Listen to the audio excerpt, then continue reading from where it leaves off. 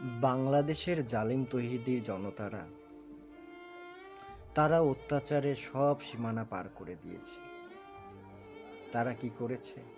বাংলাদেশের ময়মনসিংহের ভালুকায় দীপুচন্দ্র দাস নামে একজন নিরীহ সনাতনীকে মেরে অর্ধমৃত অবস্থায় গাছে ঝুলিয়ে জ্বালিয়ে দিয়েছে।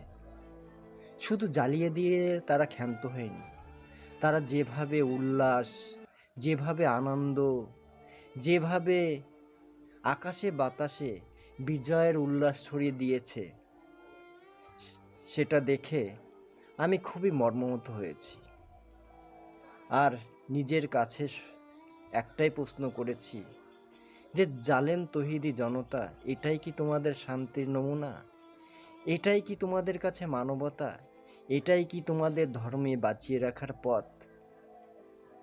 এটাই যদি হয়ে থাকে তোমাদের ধর্ম অবমাননার শাস্তি, তাহলে তোমরা মনে রেখো, তোমাদের জন্য সেই মহান সৃষ্টিকর্তা এর থেকেও কঠিন শাস্তি তোমাদের জন্য তিনি হয়তো গুছিয়ে রেখেছে।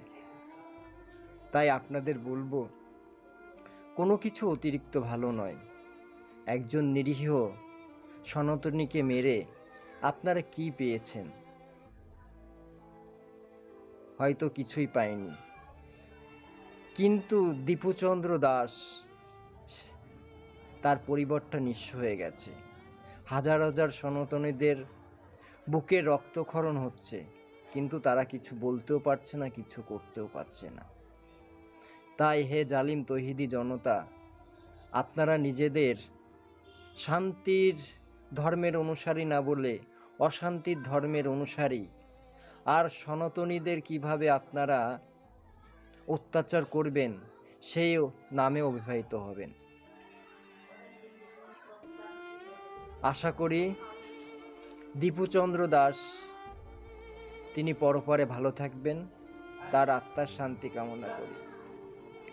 আর কলকাতার যে সেকুলার মাকুরা থাকে, তারা হয়তো এই বিষয়টা দেখতে পায়নি, নইলে একজন প্যাটিস বিক্রেতার জন্য যেভাবে সারা পশ্চিমবাংলা, সারা ভারতবর্ষ ঝাঁপিয়ে পড়ল, সেক্ষেত্রে একজন সনাতনীকে জীবন্ত জ্বালিয়ে মারার পরেও পশ্চিমবাংলার সেকুলাররা ঘুমাচ্ছে, সেকুলার হিন্দুরা ঘুমিয়ে ঘুমিয়ে মজা লুটছে। আশা করি আমি আমার ছোট্ট বক্তব্য আপনাদের সামনে উপস্থাপন করেছি। এতে কারোর খারাপ লাগতে পারে, কারোর ভালোও লাগতে পারে। যাদের খারাপ লাগবে তারা আমাকে আনফলো করে দেবেন। আর এটা আমার ব্যক্তিগত মতামত, কাউকে ছোট করার জন্য আমি এই ভিডিওটা করিনি। তাই যারা শিক্ষিত আছেন তারা আমার কথা বুঝতে পারবেন। ভালো থাকবেন সবাই।